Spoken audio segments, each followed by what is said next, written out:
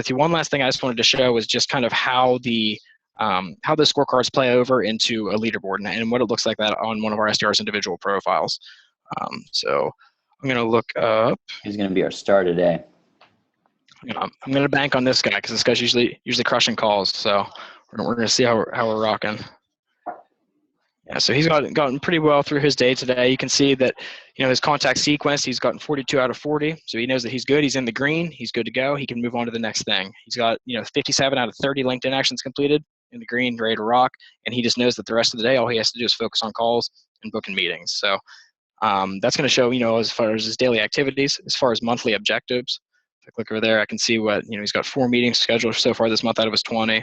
Hasn't got any SALs yet, but those will be coming shortly, I'm sure. It's early in the month, and of course you can always scroll back to previous months, see how people do over time. But yeah, exactly. Like something that will follow, especially in SaaS, like towards the end of the month, you're going to start seeing, those conversions to SALs. Exactly.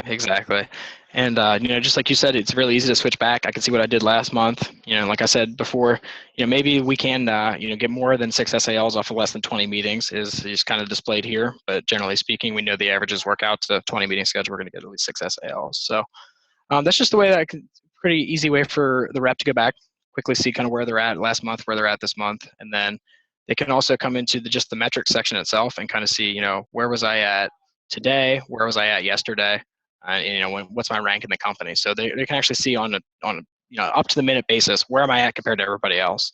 We if you guys couldn't tell from the first 5 minutes of the webinar, Jordan and I are extremely competitive, and we kind of push that competitiveness into all of our teams as well. And we want them to compete on everything, compete on dials, compete on meetings scheduled, compete on contact sequence, anything that we track, compete on it. We just want to prove to everybody that you're the best, essentially, and that's the kind of mindset that we try to instill within everyone. But, so are reps engaging with the profiles pretty often? Are they logging in and scrolling to the bottom of their profile and seeing where they are on the leaderboards?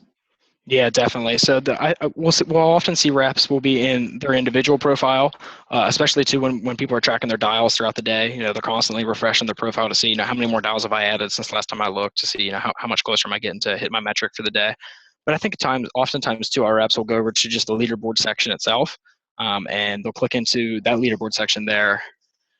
And they'll break it down by metric. And, the metrics that people are generally always looking at are obviously dials, meetings booked, and SALs. So they'll break it down for, today, maybe they'll come in here and they'll say that I want to see how many initial meetings have been scheduled so far today. You can see that, James, Haley, and Mike so far at the top of the pile today, as far as they each have 2 meetings scheduled.